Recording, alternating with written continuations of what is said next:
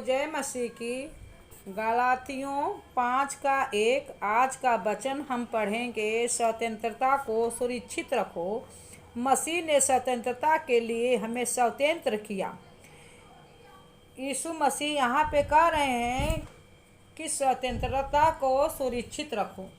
जो मुझसे पहले आए थे वो चोर डाकू थे। यीशु मसीह आया इसलिए हमारे लिए संसार में स्वर्ग को छोड़कर कि मैं तुम्हें जीवन दूंगा। हे इसी में अस्थिर रहो और दास्तों के जुए फिर से ना जूतो। देखो, मैं पौलुस तुमसे कहता हूँ कि यदि खतना कराओगे तो मसीह से तुम्हें कुछ लाभ ना होगा। यहाँ पे यीशु मसीह हमें कह रहे हैं कि अगर तुम गलतियाँ करोगे, पाप में गिरोगे, तो तुम्हें उससे कुछ लाभ नहीं होगा। फिर भी मैं हर एक खतना कराने वाले को जताए देता हूँ कि उसे सारी व्यवस्था माननी पड़ेगी। यहाँ पे यीशु मसीह समझा रहे हैं कि सारी व्यवस्था तुम्हें माननी पड़ेगी।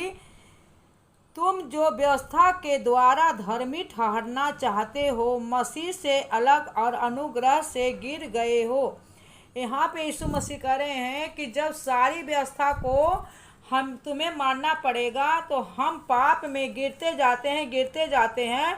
इसीलिए हमें प्रभु क्या कर रहे हैं कि धर्मी इसीलिए तुम ठहरना चाहते हो, मसीह से अलग और अनुग्रह से गिर गए हो। क्योंकि हम गलतियाँ करते हैं, हम विश्वास नहीं करते हैं यीशु मसीह पे कि हमारा वो परमेश्वर है। क्योंकि आत्मा के कारण हम विश्वास से आशा की हुई धार्मिकता की बाट जोहते हैं। मसीह यीशु में न खतना और न खतना रहित कुछ काम का है, परंतु केवल विश्वास जो प्रेम के द्वारा प्रभाव डालता है। प्रभु यीशु मसीह करें हमारे प्रेम के द्वारा वो जो हमें प्रभाव डालता है। तुम तो भली भांति दौड़ रहे थे, अब किसने तुम्हें रोक दिया कि सत्य को न मानो। यीशु मसीह कह रहे हैं कि तुम्हें कौन रोक दिया कि सत्य को न मानो। ऐसी सीख तुम्हारे बुलाने वाले को ओर से नहीं। थोड़ा सा खमीर सारे गुधे हुए आटे को खमीर कर डालता है। मतलब यहाँ पे यीशु मसीह परमेश्वर ने कह रहे हैं कि थोड़ा से अगर खमीर थोड़े गुधे हुए आटे में वो क्या होता है, वो सारे खराब हो जाता है। तो हमें ऐसा करना चाहिए कि मेरे से गलतियाँ कहीं ना हो। क्योंकि सारे गुधे हुए आटे में अगर एक मिट्टी का तेल एक बूंद पड़ जाएगा तो उसमें सारे वो खराब हो जाएगा। तो यहाँ पे मतलब कि एक गलतियाँ हम करते हैं तो वहाँ पे हमारे जो यीशु मसीह समझा रहे हैं कि एक गलतियाँ करते हो तो उसमें पाप में तुम गिर जाते हो, तुम्हें कोई उससे लाभ नहीं है। पर तुम्हारे विषय में भरोसा रखता हूँ कि तुम्हारे कोई दूसरा विचार न होगा, परंतु जो तुम्हें घबरा देता है वह कोई क्यों ना हो दंड पाएगा। यहाँ पे यीशु मसीह कह रहे हैं जो तुम्हें कोई घबराता है, दुष्ट हो, इंसान जो है अगर घबरा देता हो वो क्या होगा, दंड पाएगा। परंतु हे भाइयों, यदि मैं अब तक खतना का प्रचार करता हूँ तो क्यों अब तक सताया जाता हूँ। यीशु मसीह कह रहे हैं अब तक हम इसका अगर वचन का हम परमेश्वर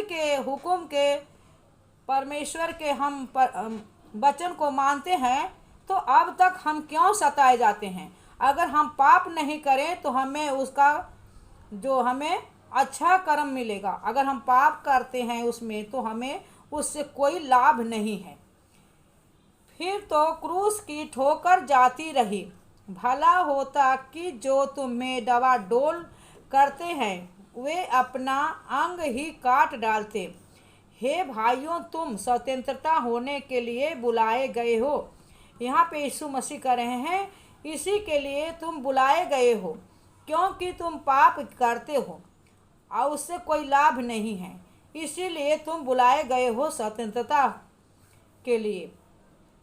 परंतु ऐसा न हो कि यह स्वतंत्रता शारीरिक कामों के लिए अवसर बने, वरन प्रेम से एक दूसरे से दास बनो।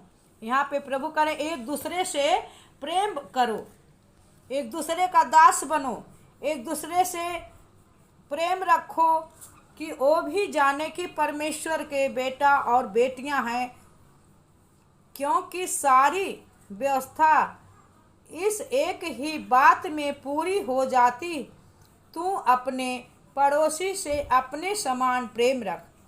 यहाँ पे प्रभु कह रहे हैं कि अपने पड़ोसी से अपने समान प्रेम रख। प्रभु कह रहे हैं सबसे तू प्रेम रख।